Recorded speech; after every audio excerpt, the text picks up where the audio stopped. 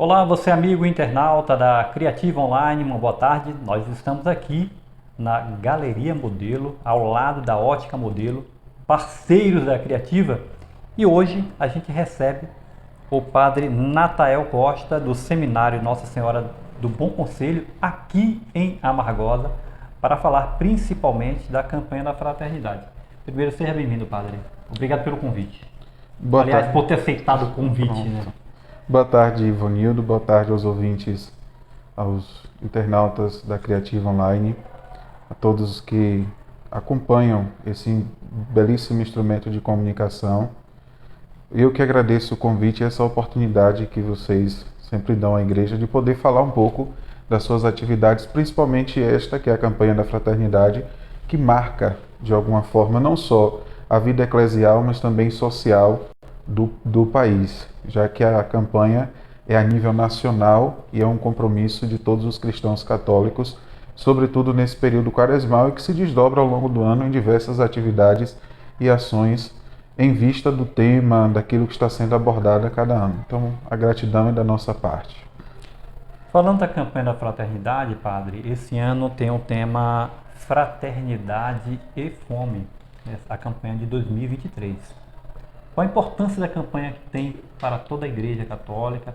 É claro que a Igreja tem um papel fundamental, social, na vida das pessoas, não só os católicos, mas para toda a sociedade. O principal objetivo dessa campanha, no seu modo de entender, padre?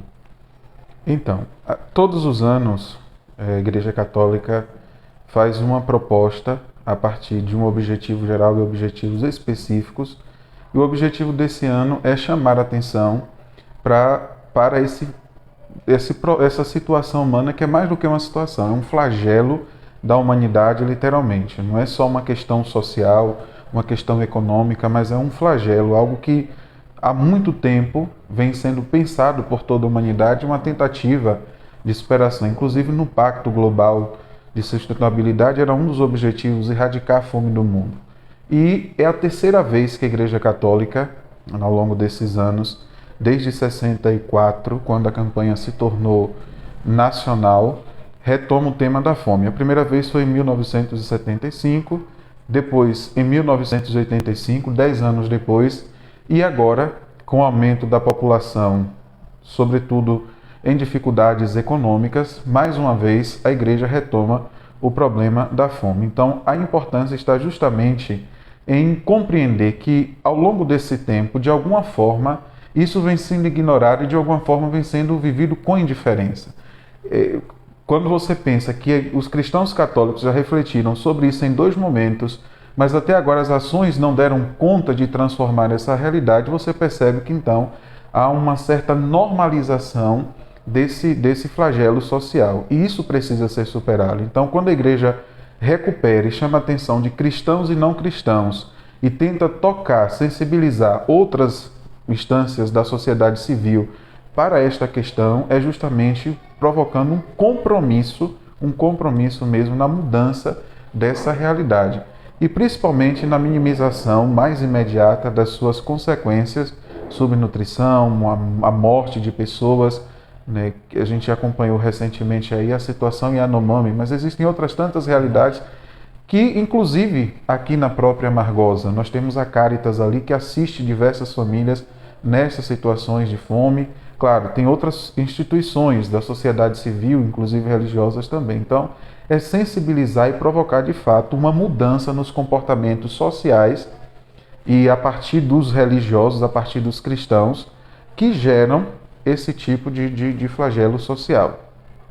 É claro que é muito difícil erradicar a fome de forma total, mas a união faz a força e quando a igreja se une com o poder público, com a sociedade em geral, consegue diminuir a quantidade de pessoas que passam nessa extrema pobreza, que passa por necessidade de alimentação principalmente, né? Então, o propósito da igreja sempre foi esse, né? Unir a outros órgãos, a outras pessoas, vamos dizer assim, Sim. para que esse problema seja amenizado, né? E a campanha prova que isso dá certo e está dando certo. Exatamente. A proposta não é uma caminhada sozinha, não é uma caminhada só, até porque a igreja entende que não é possível tratar de uma questão tão delicada de modo solitário. Até mesmo a proposta de refletir sobre isso num período penitencial quaresmal é justamente para que haja essa comunhão entre os cristãos e isso não se torne coisa da cabeça de uma pessoa ou outra, mas se torne algo que possa ser abraçado por todos os cristãos nos locais em questão, já que é lá que eles vivem e assumem as responsabilidades associadas à fé. Então não basta simplesmente eu que estou na igreja, mas a pessoa que está lá no meio político, a pessoa que está lá no mercado, nas ruas, enfim, nos diversos setores da sociedade, assumir comportamentos e atitudes que possam colaborar para que as pessoas possam trabalhar e conseguir ganhar o seu sustento com dignidade, né, poder manter as suas famílias. Então não é só, é uma espécie de aliança entre as pessoas, entre as instituições sociais para fazer com que isto seja superado. Né? Pode não ser erradicado totalmente, mas deve fazer um esforço na minimização no máximo possível. E também, como cristãos, a gente pode sonhar com isto.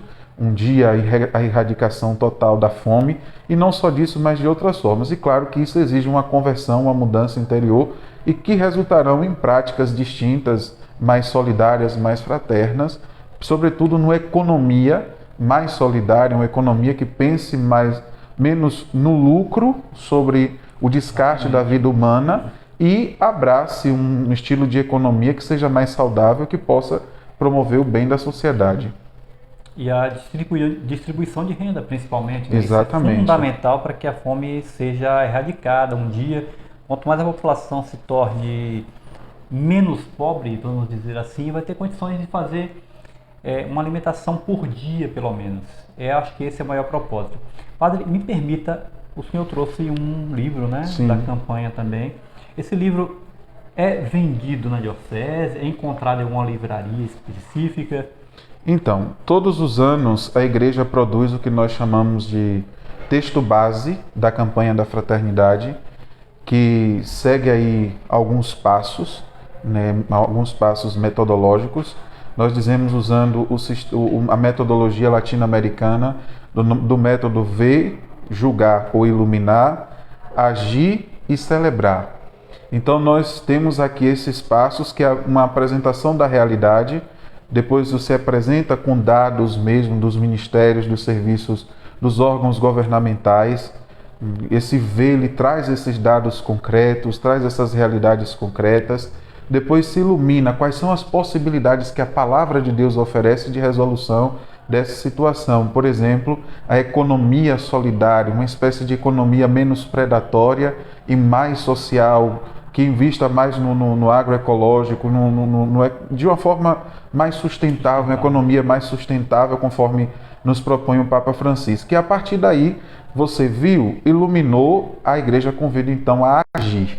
Quais são as possibilidades, as opções, os caminhos que nós podemos seguir, o que nós podemos fazer. Então, esse livro está à disposição não só dos cristãos católicos, mas aí de todas as pessoas que desejarem conhecer, entender, compreender bem a metodologia da campanha da fraternidade. Então, esse texto base, com as reflexões, com aquilo que a igreja encontrou, está à disposição de todos. E aí você pode compreender, né, não só o objetivo geral, mas sobretudo o específico, que vai aí fazendo um convite a um aprofundamento.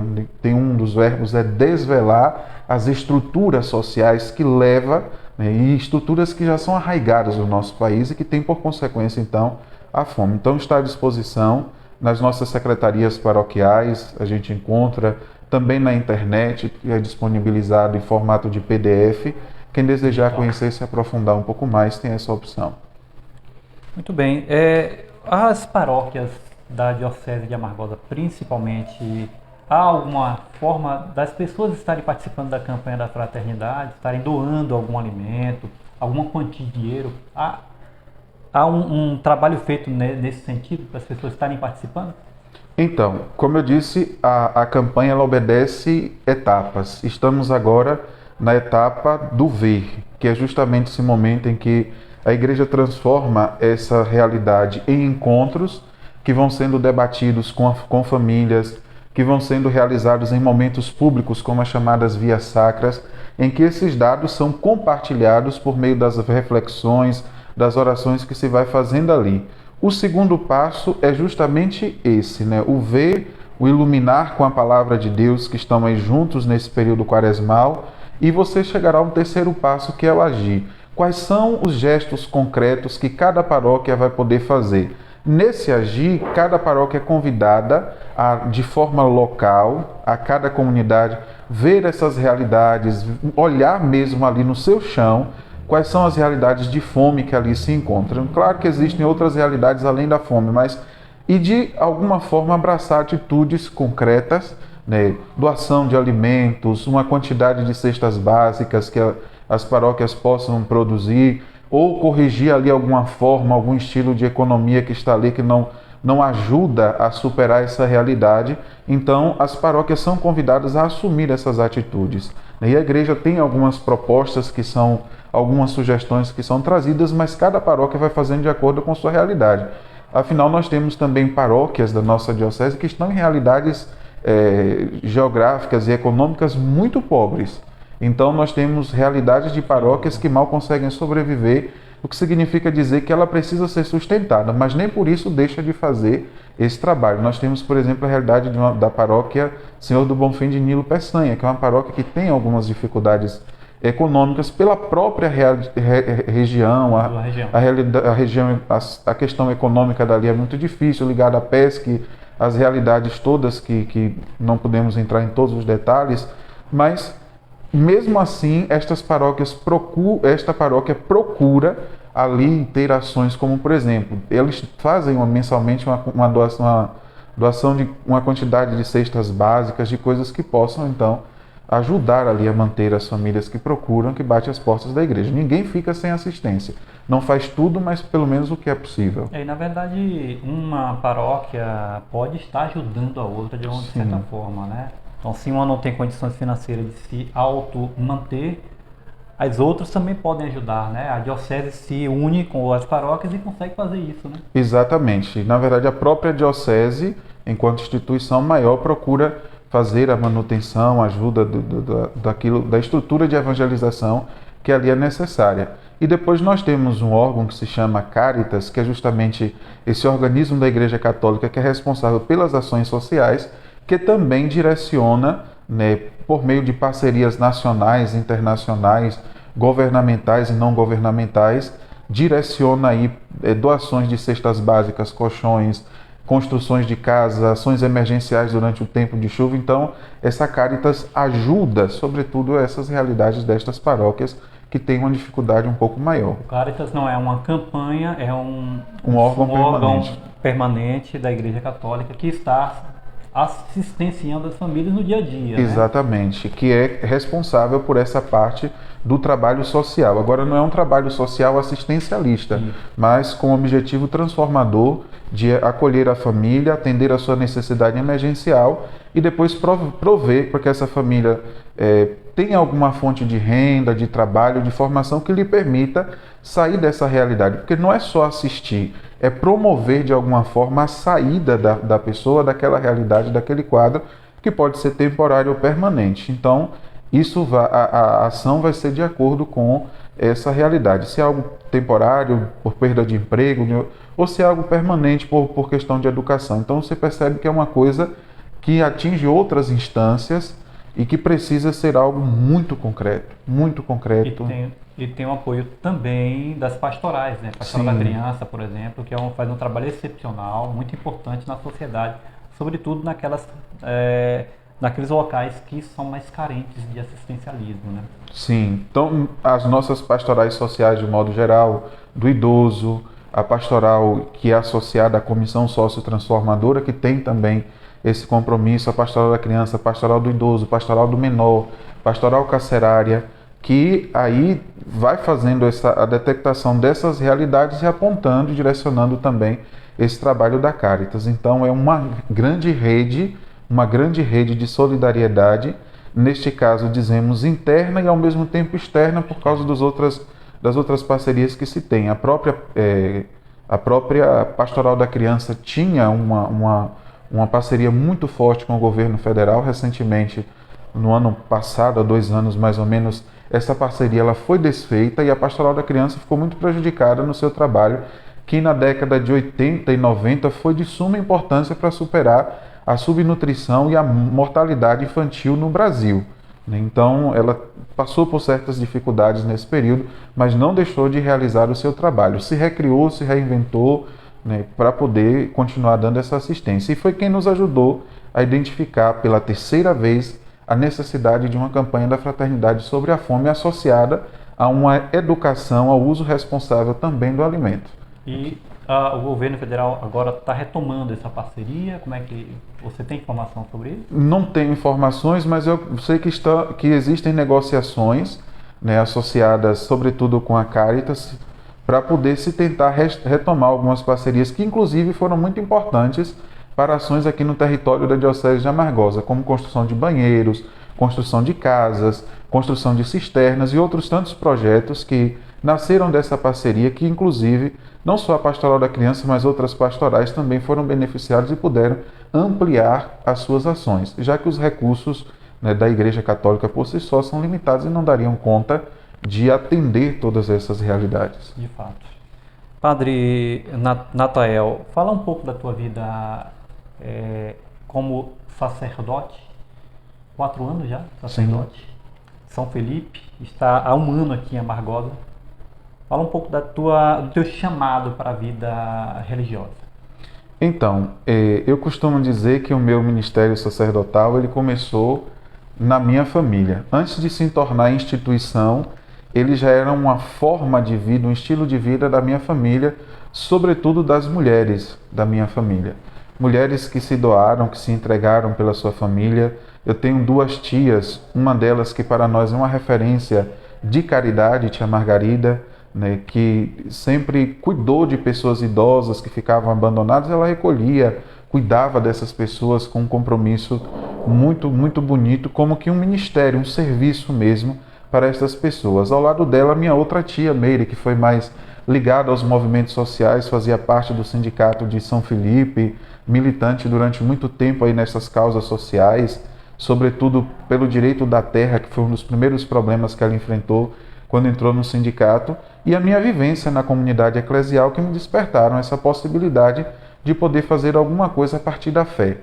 E a partir daí, então, eu comecei desde cedo a caminhar na comunidade eclesial, na catequese, na crisma, no ministério da Eucaristia e da Palavra, e fui dando esses passos dentro da igreja. Depois, Antônio Gregório, que era o padre na época lá em São Felipe, me convidou a fazer os encontros vocacionais e pensar na possibilidade do sacerdócio. Então eu vim para os encontros, na época o padre José Silva, que ainda estava aqui em Amargosa, cuja memória é muito feliz, ele nos acolheu, acompanhou nesse processo. Depois o padre Fernando, também já falecido, e outros sacerdotes que nos acompanharam, nos orientaram, principalmente a inspiração de Dom João. Naquela época era nosso bispo, né? E a gente percebia na vida de Dom João esse testemunho, com a fé, mas também com a vida deste povo. Então, a Diocese de Amargosa, a história, eu estou ligado a esta diocese. E este vínculo do sacerdócio se torna instituição, mas já era uma coisa que a gente ia vivendo e aprendendo. Então, eu passo por esse processo de formação aqui em Amargosa, depois em Salvador, né, e volto para a diocese onde sou ordenado e estou exercendo o ministério. Levei 3 anos lá na paróquia São Vicente Ferrer, em Ubaíra, de 2019 até o início do ano passado, quando fui transferido para cá. E lá eu tive a oportunidade de fazer 2 momentos de experiência, de associar a fé à vida, à prática mesmo. Um primeiro momento, uma enchente que destruiu parcialmente a cidade. No segundo momento, uma enchente que arrasou a cidade. Aliás, não só o Ubaíra, mas o Vale do Jiquiriçai, a gente estava presente nesse momento, e todo o contexto da pandemia que tinha essa relação. Então o ministério é justamente esse serviço ao povo de Deus na fé, mas também nas suas dores, nos seus momentos. E eu digo que o meu ministério então é este momento em que Deus me chama para viver perto dele, mas amar ele no povo. Eu entendo o sacerdócio um pouco a partir daí. Claro que tem outras razões bem mais ligadas à teologia, mas a minha fé me faz viver essa experiência do sacerdócio aí no dia a dia. E agora na formação sacerdotal, que é preparar jovens que têm esse despertado para a vida sacerdotal e ajudá-los também a compreender esse chamado de Deus, interiorizar isso e fazer esse caminho para chegar ao ministério sacerdotal e ir para onde Deus precisa que eles estejam para também trabalhar a fé e aquilo que é necessário. Padre de São Felipe, eu não sei se à época você acompanhou quando o Padre Cristóvão era pároco lá de São Felipe. Naquela época ele fazia muitos eventos de jovens, né? Importante ressaltar a importância desses eventos de jovens para atrair o jovem para a igreja, né? Hoje em dia precisa muito isso. Quanto mais eventos que os jovens se citam mais da igreja, a igreja ganha muito mais com isso, né? Com certeza. Na época que o Padre Cristóvão chegou a São Felipe, eu ainda era criança, né? Ele chegou lá por volta de 1990, ainda diácono, e foi ele quem me batizou. Então, minha família tem um vínculo muito grande com o Padre Cristóvão, sobretudo minha tia Meire, que era sindicalista, e eles tinham uma proximidade muito grande.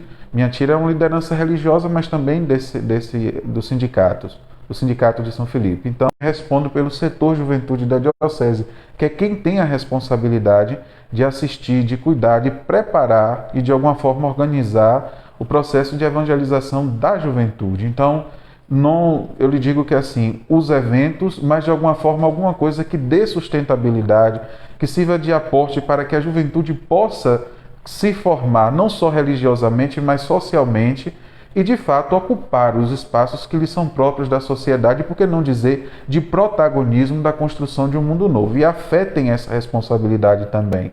Um mundo de solidariedade, de justiça, de paz, de fraternidade está nascendo, crescendo com as nossas crianças, com os nossos jovens. E a igreja tem essa responsabilidade de acolher, educar na fé com valores que não ficam restritos ao ambiente eclesial, mas que se estendem e, quando bem vividos, ajudam e fazem bem a toda a sociedade. E a juventude é essa etapa que a igreja se dispõe e precisa agora de uma forma de acompanhar para ajudar a também transformar essa realidade e eles se tornarem transformadores deste mundo e construtores deste mundo novo que nós sonhamos, esperamos e que não é a utopia para quem tem fé. É uma realidade que pode e devemos trabalhar para que seja alcançada. Então, o Padre Cristóvão é uma inspiração, entre outros sacerdotes que trabalham e trabalharam com a juventude, que conseguem hoje, o exemplo do Papa Francisco também para nós, que fala muito de perto para a juventude, convida a juventude a esse protagonismo na mudança, na construção desse mundo novo. Então é para nós também uma fonte de inspiração. E devemos sim abraçar, acolher e não ficar pensando, a juventude não quer nada, mas uma aproximação para a escuta, para uma vida que tenha sentido, que seja marcada por valores que ajudam o mundo e o próprio ser humano a ser diferente. Pois é, naquela época, só complementando a fala do Padre Natael, naquela época o Padre Cristóvão fazia uns eventos muito importantes, chamados Festas Jovem, né? Encontros de música que atraíam jovens de toda a Diocese de Amargosa. Eu tive a oportunidade de participar de alguns deles lá em São Felipe. Muito bacana. Bom voltar a esse tipo de evento, de fato, para atrair os jovens, né? Porque o jovem gosta de música de qualidade. Exatamente. E também abrir portas para novos compositores, inclusive, novos músicos, né? A ideia também era essa naquela época. Mas falando do teu trabalho hoje, Padre, no seminário Nossa Senhora do Bom Conselho aqui em Amargosa. Fala um pouco das tuas atividades aqui em Amargosa. Então, nossa diocese encontra-se vacante, é um período que a gente não tem um bispo administrando a diocese, aguardando aí então a nomeação do nosso quinto bispo, mas temos um administrador, que é alguém que faz ali, às vezes, do bispo o papel administrativo e religioso, sem contudo ter o sacramento do bispo. E eu fui convidado a assumir esta função de reitor, já que o padre Anderson, que está hoje em Santa Rita, que assumia, concluiu seu tempo de serviço, então é natural, depois desse processo, uma outra pessoa ser indicada. Então eu vim para Amargosa para assumir esta função de reitor e ajudar nas outras atividades, principalmente a nível diocesano, que fossem necessárias. Então a gente refez a assembleia e aguarda aí essa indicação do bispo. Nosso trabalho no seminário, não só no seminário, mas a nível diocesano, isso compreende as 38 paróquias da diocese e 26 municípios que compõem o território da diocese de Amargosa, que é promover, animar as vocações à vida sacerdotal, à vida religiosa, encontrando jovens que se despertaram para esse chamado e fazer aquilo que nós chamamos de processo de formação presbiteral, que é acolher num primeiro momento para o acompanhamento, conhecimento do jovem na etapa que nós chamamos de propedêutica, né, o seminário antigamente menor.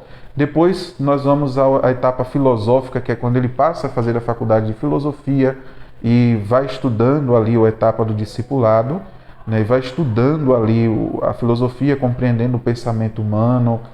E depois a outra etapa, que é filosófica, a teológica ou da configuração, que o jovem deve ter em si algumas características do próprio Jesus Cristo para que ele possa chegar configurado, isto é, assumindo a figura de Cristo no ministério ordenado. Então, o nosso trabalho aqui é esse.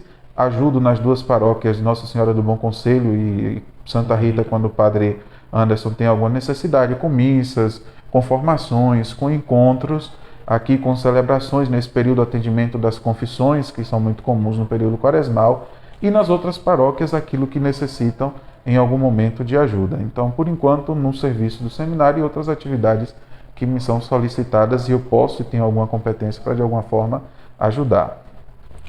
Tá certo então, Padre Natael Costa. Obrigado pela atenção, por ter aceitado o convite. Nós estamos aqui em Amargosa com mais uma entrevista especial hoje, principalmente falando da campanha da Fraternidade 2023. Obrigado, dizer que a Criativa, ao longo dos 20 anos, sempre se dedicou a abrir espaços para as igrejas, principalmente católicas e de outras religiões também. Dizer que a gente continua sempre à disposição da Diocese de Amargosa.